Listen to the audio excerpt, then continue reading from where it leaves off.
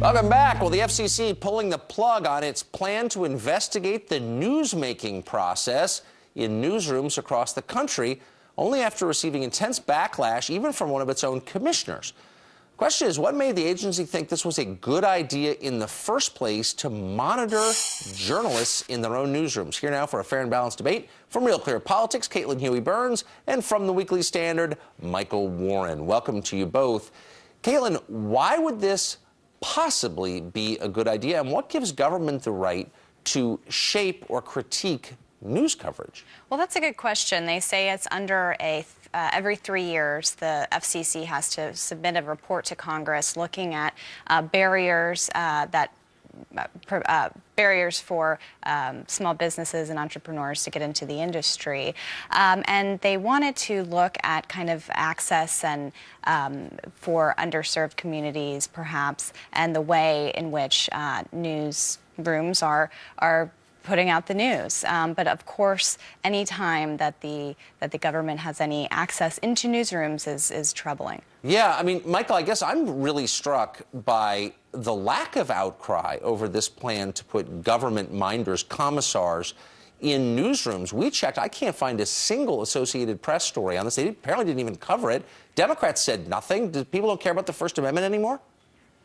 It took a little time for this story to get out. So Ajit Pai is one of the FCC commissioners. He wrote a Wall Street Journal article last Friday that was calling this out and saying, hey, people should do something about this. And then I think over the next week, it sort of trickled out. I know Fox News covered it quite a bit. So it did get pushed eventually to the forefront. But you're right, it did take a while. And it says something that it took this attack on the First Amendment for the press to get upset. We think about what happened with the IRS scandal and targeting conservative groups and questions about government sort of meddling in the freedom of association. And, it took a year and a half for them. So, when the press gets hit, of course, they're going to respond. But you're right, they haven't responded as loudly. I don't really know why they haven't. Yeah, so, Caitlin, I mean, this is really about racial bean counting. I mean, the underlying assumption here is that news organizations are racist and somehow not responding to the needs of so-called underserved communities. No one bothers really to define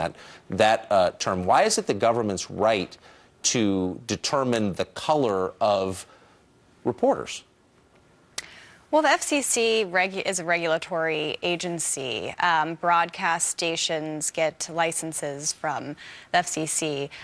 So this is part of, broadcast organizations are under their jurisdiction. However, under this, print organizations were also going to be under their jurisdiction, which they're really not under the FCC. Well, exactly. Michael Warren, really quickly, how could the FCC possibly have jurisdiction over a print publication? That sounds like something they were trying to do quietly. Maybe nobody would notice. Maybe the newspapers would be like, oh, maybe we are under FCC purview. But, it's not just the racial bean counting you're talking about. You look at some of the issues that they wanted news organizations to cover, and it was things like the environment, like economic equality. I mean, it sounds like the president's own agenda. Yeah. I'm not saying the president was, dictating this from on high, but it was pretty convenient. No, it's every left-wing hobby horse. Caitlin, Michael, thanks a lot for joining us this morning. That was illuminating. Thanks, Tucker. Next to the rundown, parents, you love it when your babies are good eaters. It turns out that could be setting them up for obesity, though. How young is too young to restrict what they eat? We have new details coming up.